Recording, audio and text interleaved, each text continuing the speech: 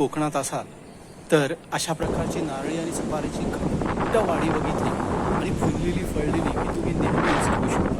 पण अशा वाड्या आता कोकणात फळलेली की तुम्ही नेहमीच खुश होता. तो काही दोष नाही. अशा वाड्या आता कोकणात खूप कमी दिसू लागल्या. मनमुराद आनंद तो काही दोष नाही. पण असं जेव्हा जेव्हा दिसतं तेव्हा या गोष्टी मनमुराद आनंद मात्र घेत जायला माहित नाही. कारण या गोष्टी भविष्यात दिसतील तुम्हाला आम्हाला माहित नाही. कोकणातील कुठल्याही भागात अशी वाडी आणि समुद्र तुम्हाला नजरेस लगेचच पडतो आणि तिथल्या वाळूवर उमटलेले हे विविध आकार पाहण्यात किती मजेशीर वाटतात. पण त्यालाच लागून परत एकदा वाडीत आलात की असं काहीतरी कौखांचे सुंदर प्रकार आणि सुंदर आकार तुमच्या मनाला मोहित करतात.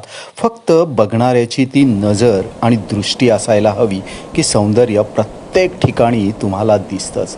मग समुद्रावर खेकडे पकडणारा हा छोटासा कुत्रा ही तुम्हाला आपलं कसब दाखवायला कमी करत नाही. त्याची ती चलाकी छोटे छोटे खेकडे पकडण्यात नजरेसमोरून जो आता सरकतोय याला म्हणतात निरीक्षण करत थांबायचं. हे खरं त्यातलं सौंदर्य आणि पण चपलाई सिमेंट पाहत आणि पाहत रेती आणि सरकत स्टीलचा राहायचं. वापर न करता फक्त उडनचे ब्लॉक बनवून तयार केलेले हे कित्येक वर्ष नव्हे तर शतकं जशीच्या तसे राहतात. हे खऱ्या अर्थाने उडन RCC स्ट्रक्चर म्हणायला काहीच हरकत नाही. यांचं सौंदर्यही अप्रतिम राहतं. इथल्या वातावरणाशी सुटेबल असल्यामुळे भले ऊन असू दे किंवा थंडी याच्यात काहीच जाणवत नाही. जर तुम्ही याल तर नक्की याच. कोकणातला रिमझिम पाऊस अनुभवण्यात ही एक वेगळी मजा असते. फक्त तो आपल्याला पाहता आला पाहिजे, अनुभवता आला पाहिजे.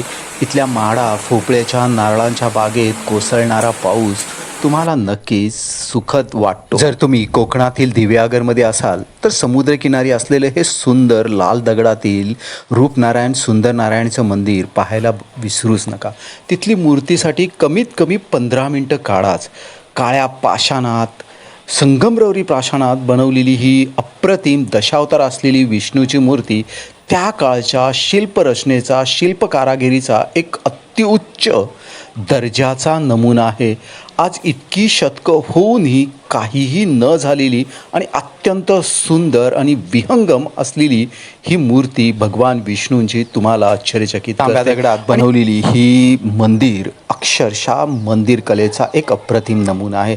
जर तुम्ही गेलात तर एकदा मंदिराच्या प्रवेशद्वारापासून मंदिराच्या शेवटच्या पार्टपर्यंत एकदा व्यवस्थितरित्या पाहत राहा. हे मंदिर संध्याकाळच्या वेळेला तिथलं वातावरण इतकं सुंदर आणि अवर्णीय असतं की पाहत राहायचं. हे जुळं मंदिर आहे.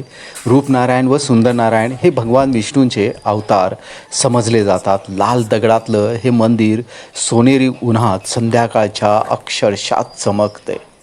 पाहत राहावंसंच वाटतं. तुम्ही हे मंदिर पाहताना काही गोष्टींकडे खरोखर अप्रतिमरित्या लक्ष द्यायला हवं. तेव्हा खऱ्या अर्थाने आम्हाला या मंदिरातले खरं सुख किंवा सौंदर्य कळतं.